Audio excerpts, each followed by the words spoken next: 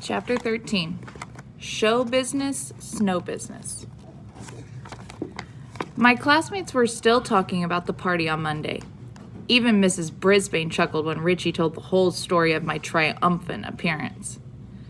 But there was something else to talk about. Og's surprise. Bert Brisbane had built Og a genuine swimming pool.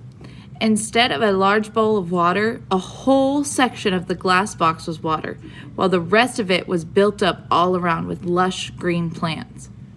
It was a terrific surprise, and I felt just a tiny ping of green-eyed jealousy. Then I noticed that Og's grin looked more like a real smile this time. I guess we'd both had good weekends after all. After everyone admired the swimming pool, Mrs. Brisbane got down to business. The Poetry Festival is less than 2 weeks away. We've got to finalize our selections, memorize the poems, finish the artwork, and make our Valentine's Day mailboxes. From that moment on, there was a mad flurry of activity. Some students retreated to the cloakroom to memorize their poems. Others drew pictures for the bulletin board, while another group made Valentine mailboxes using glue, glitter, paint, crayons, buttons, lace, and stickers. Don't worry, Mrs. Brisbane didn't forget to teach us math, science, geography, social studies, and spelling. Believe me, she'd never do that. But in between my classmates working like crazy on poetry and Valentines, our room mothers, Mrs. Hopper and Mrs. Patel, came in to help for 2 days. At night, it was just Og and me in room 26. I'd wondered what he had done at the Brisbane's house over the weekend, as I watched him swimming and diving in his new pool. He could make a lot more noise splashing around in it. Each night, I got a little more annoyed, until one night I realized why. Here we were, side by side, but I still felt lonely. We had communicated a little, and he'd helped me once, but I still wasn't sure if we were friends. It was time to find out. I opened the lock that doesn't lock. Gathering up my courage, I walked over to his glass house and said, "Hello, Og." Abruptly, Og turned toward me. I must admit, my hamster heart skipped a beat. Was he going to leap at me again?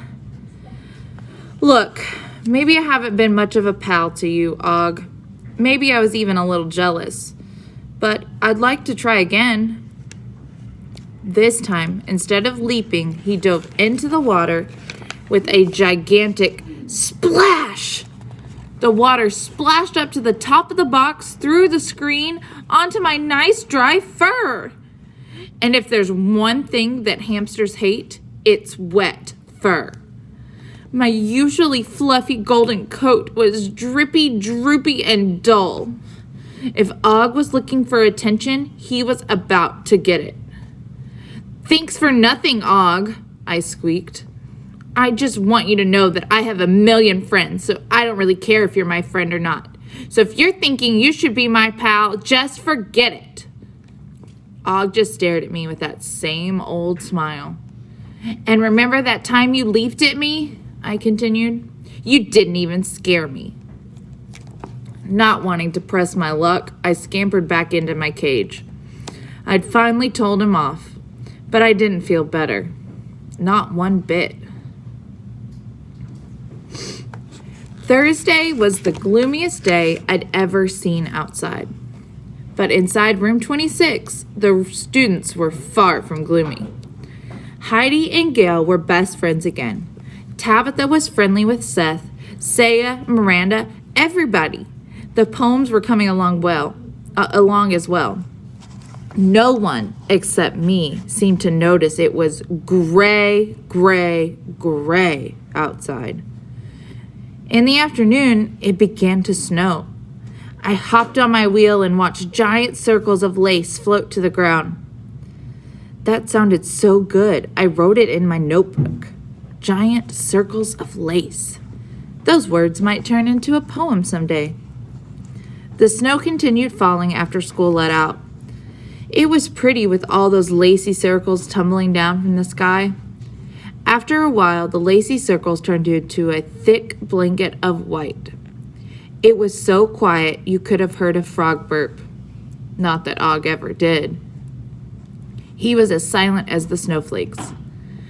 I knew something was terribly wrong when Aldo didn't show up to clean that night. There were no cars in the parking lot and just one parked car in the street. It looked more like a giant snowball than a car. I counted the hours until morning would arrive. The snow continued falling until it reached the top of the wheels on the parked car. The carpet of snow was beautiful, but the silence made my fur stand up on end. I missed AJ's loud voice, Mandy's complaints, and Gail's giggles. When the bell rang for the start of school on Friday, a funny thing happened. Nobody showed up. Not Mrs. Brisbane, not Garth, not Miranda, nobody. There were no cars in the parking lot, no buses pulling in. The snow showed no sign of stopping. I was snowed in with Og the Frog.